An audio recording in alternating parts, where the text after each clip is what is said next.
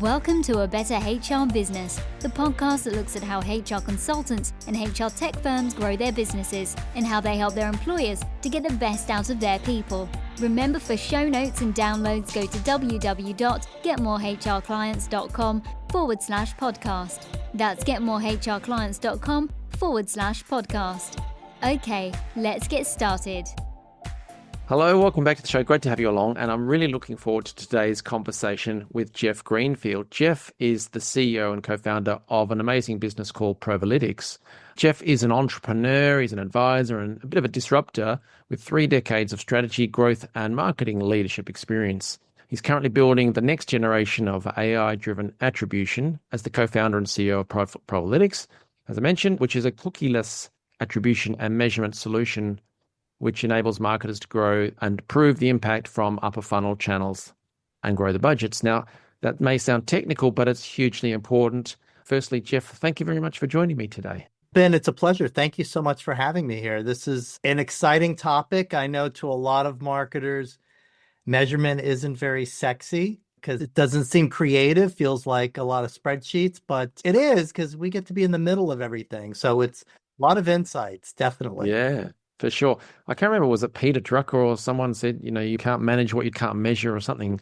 I forget the slogan, but yeah, hugely important and more and more so as things go online. But to set the scene, so I really want to find out what Provalytics is doing and how you do it. But for me, there's been an ever-going evolution in the marketing world, which is around privacy and tracking cookies. And I'm an Aussie living in Europe, so you got GDPR and, the cookie things, which kind of drives me crazy now that I have to constantly click X's and everything just to start on any website. But anyway, it's around trying to protect privacy and give people the ability to be anonymous users on the internet and so on. And also, I don't know if it's connected, but in my mind, also the whole rise of the pandemic where people were moving remote work and stuff like that. So you don't have addresses and people are working from home. So privacy is even more important in terms of tracking and things like that, which is great for us as individuals and human beings. From a marketing perspective, if you're spending money, putting effort to produce content, running different ad campaigns, Facebook, Google ads, LinkedIn ads, things like that,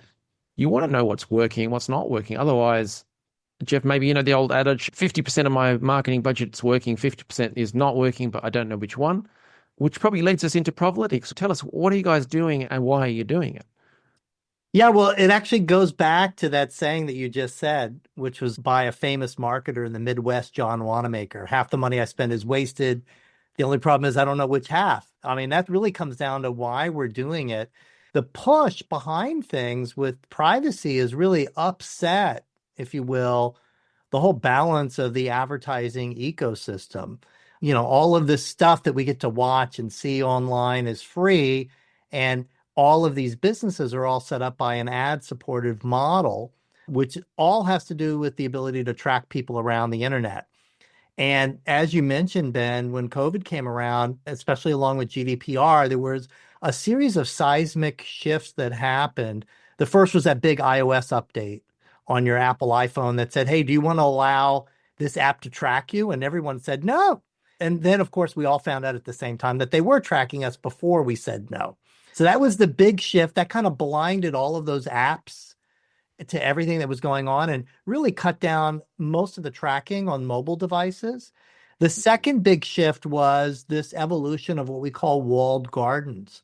Walled gardens are these areas where we tend as consumers to spend most of our time, like Amazon. We go into Amazon, we spend our money there. Amazon has all this information, but they're not going to let that information out. You can't share it. Now, for larger, big brands, they can share it. They can hook up their data in a clean room environment, but they can't then take that data and share it with Walmart. So you can use data within the Amazon environment, but it can't go anywhere else. So that's different than how things used to be.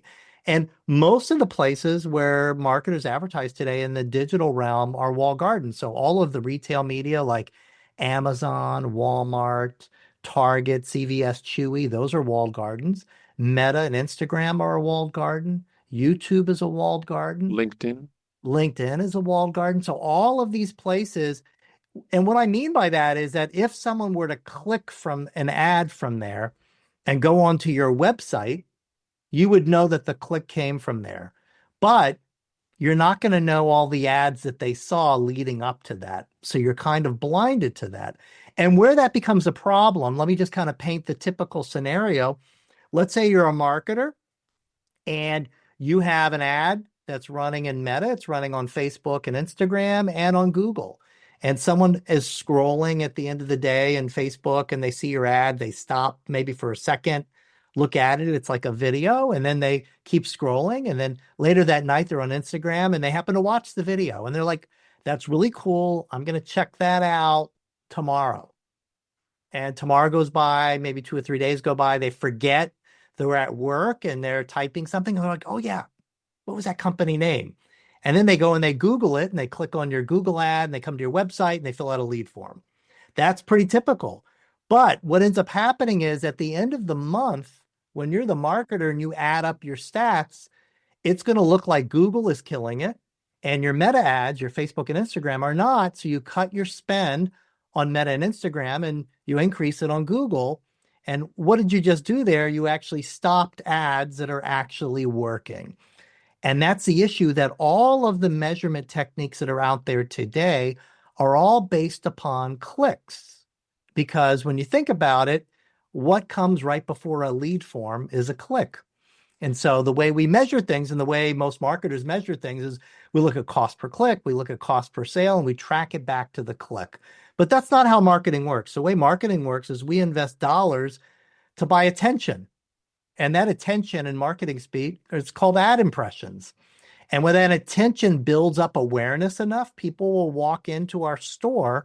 And for most of us, our store happens to be online. And when they walk into our store, that's what clicks come from. And then that leads to a lead form. So at Provalytics, what we do is we pan that camera back to the focus on the things that you're actually buying, which is attention. And we measure it all the way through the funnel, all the way through to that lead form, all the way through to that revenue, so that you can actually see what is filling your funnel and what's actually driving your revenue and your wins. That's really what it comes down to. Now, we did this years ago in my former company. We did this back when the internet was all wide open, back when there were no walled gardens, and we used to collect 100% of the data.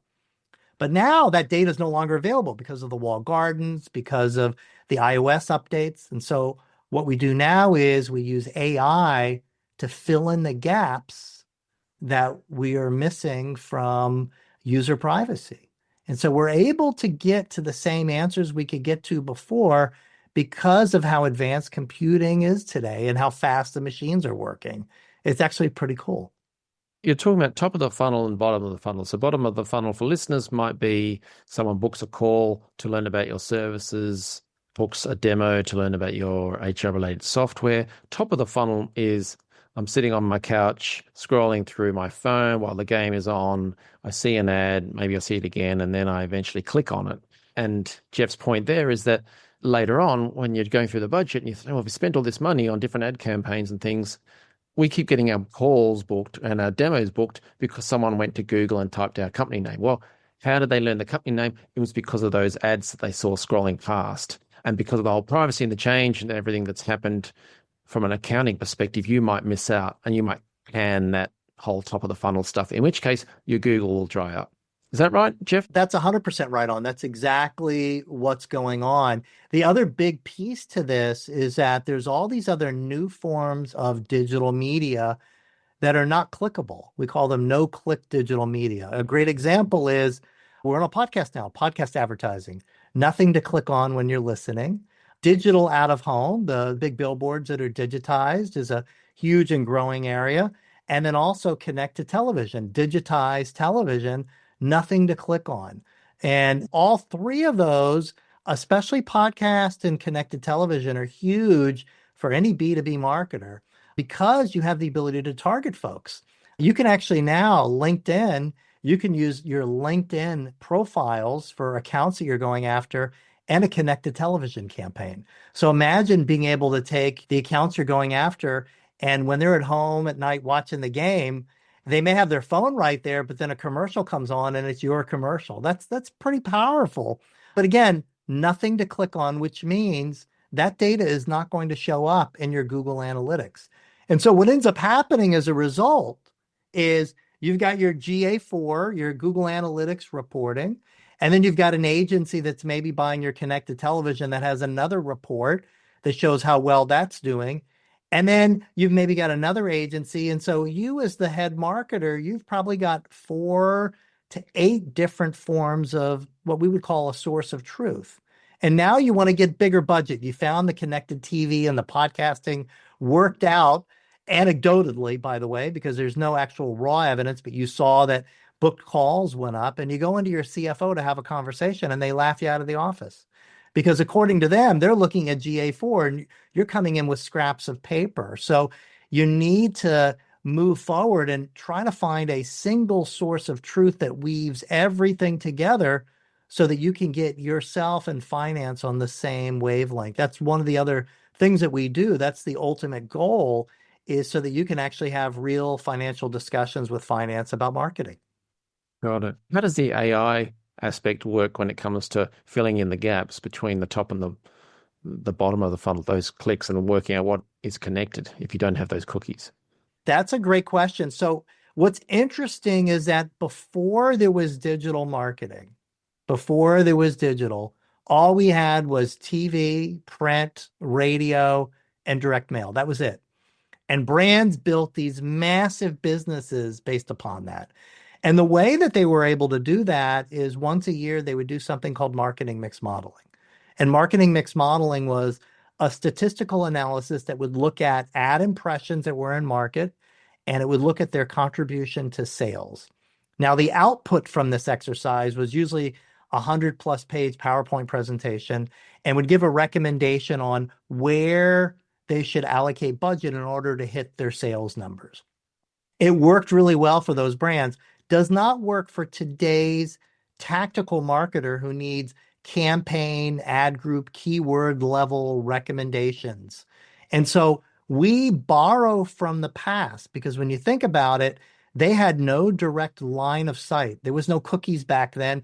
If someone saw a TV ad and walked into your department store, you had no idea if they came in from the department store ad or the TV ad. There was no way of knowing.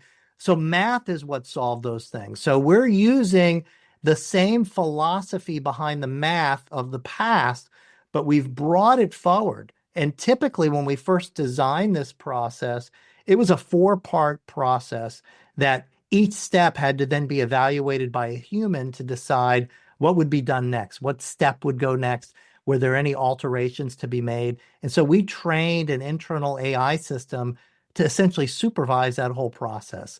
So the AI that we use actually runs the entire mathematical process.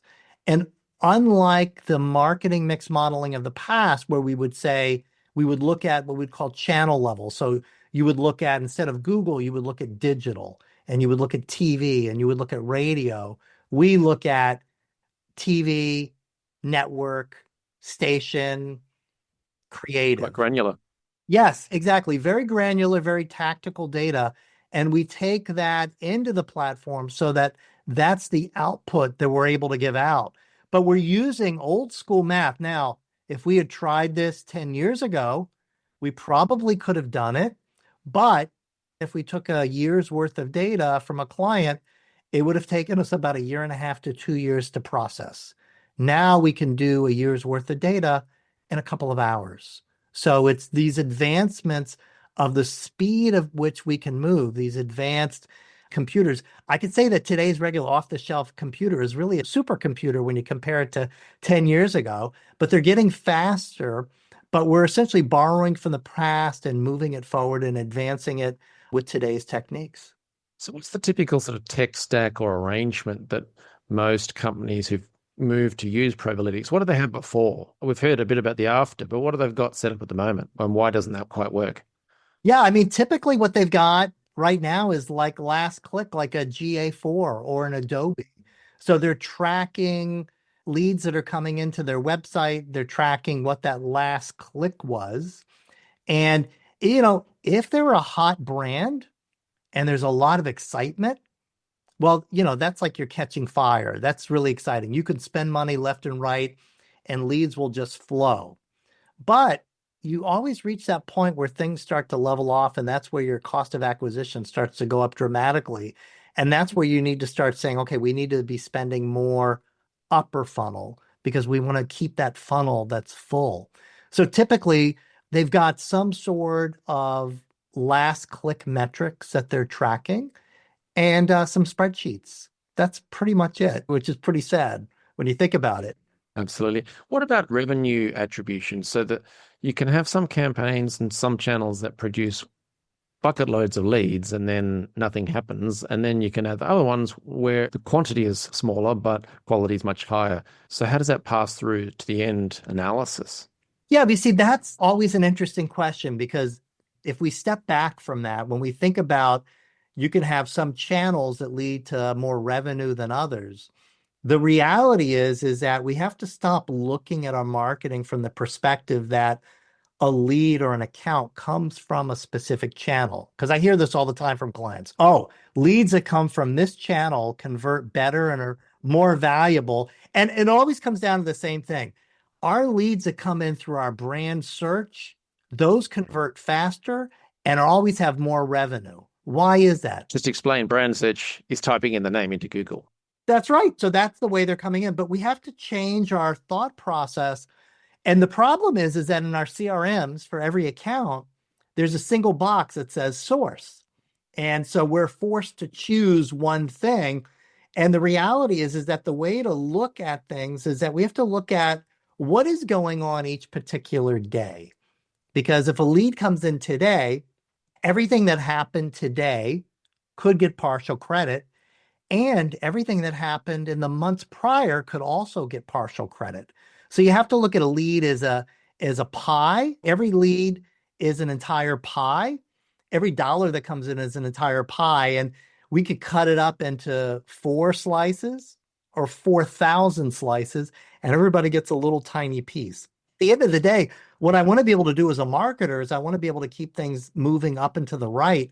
And the only way to know that is to figure out really what's working. But we have to step away from the fact that this lead came from this source because the reality is that nobody really knows. Even we don't know. Nobody really knows. But what I can tell you is that using valid statistical modeling like we do at Provalytics is going to be a lot less wrong than what you're doing today. And that's really the key. So this is filling in the gaps, I guess, using AI. There's no increased or sneaky ways of bypassing privacy. Is that right? That's right. Folks are trying to do it, but the only way that you can try to do it is in order to get the information, you would have to put tags on the website and things like that. My former company used to do that. When we onboard a client, there's no technology to hook up to the website. There's no user information. We don't take any personal identifiable information from clients at all. We're not interested. We're only interested in daily aggregated non-PII data. Yep, that makes sense. So other than using Provalytics and working with you guys, what's your advice to companies that are being active and having different marketing campaigns and different streams running? What's your advice to them on how to handle this changing environment beyond just working with Provalytics, which of course is the recommendation? What's the attitude or the steps that they should be taking to sort of improve their data collection and the use of that? Well, what I would say is to kind of, DIY type thing. And the way to do that is take that Google sheet that you've got where you've got your every day, how much you spent, the clicks and the leads, and you've got that all figured out. When you downloaded all of those reports from Meta and from Google and from all your publishers, I guarantee you there was a column for impressions, but you ignored it. So what I would tell you to do is go back over the last 12 months, repull all your daily reports, and have it so that it's date and then impressions, then clicks. So now you've got this Google sheet where you've got impressions for every single day for all the ads you purchase, all of the clicks, and then all your KPIs, your conversions. Then I would create like a chart, create a graph of your impressions by day, and then add to that clicks, and then start to look for trends, and then add to it your downloads, let's say, or your KPIs. And what you're going to notice and what you're going to look for is you're going to look for days when impressions were higher than usual. And then you're going to look for a correlating increase in traffic to the site. But it's not going to be that same day. There's going to be a delay. Because remember, impressions are building awareness. It may take sometimes, especially in B2B, it may take a month or two, maybe 3 months. That's hurting my head just to think about it, though. Yeah, but once you do that and you start to see an increase, you may start all the way on the right. You may start with downloads and then go back to the clicks and then go back and find those impressions and then dig into those days where those impressions eventually led to clicks and downloads. And then from there, you'll find some gold in there. You'll find specific campaigns and you're going to want to go back and do those again. I will bet that those campaigns were stopped because they weren't found to be effective in your stats. So that's the first recommendation. The second recommendation is that most B2B marketers tend to market as B2B marketers. They forget that at night, the account and the individuals that you're trying to reach when they're at home at night, they're consumers. And most B2B companies say they have a very stringent way of marketing, but they don't do any consumer style marketing. The clients of ours in B2B that we have seen that have just killed it are ones that are doing connected television. They're doing more podcast advertising. They're targeting their accounts, but they're using consumer style marketing like television commercials, because there's nothing more impressive than when someone is watching a game and they see an ad for a company that has been showing up in their LinkedIn feed and targeting folks on Facebook and Meta when they're relaxing and stuff like that. That's just good marketing practice. So those would be my two recommendations. Get a view from impressions forward, and then start thinking through the lens that you're not limited as a B2B marketer. You should be using every single tool that's available to you as a marketer. So I guess to test this, maybe go and check out Workday, either visit the site or engage with some piece of their content and then see what happens. Because I suspect they've probably got this wrapped up, or if not, they're talking about maybe using Provalytics to make it happen. Because they've got TV campaigns and all sorts of stuff going on all the time. And then because they're spending so much money, they don't want to waste it. So they're using data to do that. So we've learned here a good way to do it. If people want to learn more about Provalytics, how it can help them and their business, what should they do next? Go to provalytics.com. You can also go to getprova, GETPROVA.com. Prova is actually proof in Italian. And this is really what it's all about, is getting proof that the stuff you're doing is working. Prova. All right. I like it. And you have a cool playbook, I think, on your website. What's that all about? We do. It gives you kind of an understanding of what's going on in the attribution world and the measurement world. There's also an attribution certification. We put together a certification course. It's no cost at all. It gives you a look at the past, the present, and what we see as the future. You know, in this digital world that we're in, the companies that rule it are always changing the rules. And so sometimes it's good to be able to kind of look around corners. And the best way to do that is to understand the past. So just go to the site. Under resources is the attribution certification course. Sounds like that would be a great help, as would the Provalytics platform. So yeah, Jeff, I congratulate you for what you built so far and getting it out there to the world. So I only wish you all the best with it in the future. Thank you so much, Ben. Pleasure to be here. Thanks for joining us today on A Better HR Business, the podcast that explores the world of HR consulting and HR tech businesses. For show notes and downloads, go to www.getmorehrclients.com/podcast. That's getmorehrclients.com/podcast. Remember to subscribe and share the show with any friends who are busy growing a HR business. Thanks, and see you next time.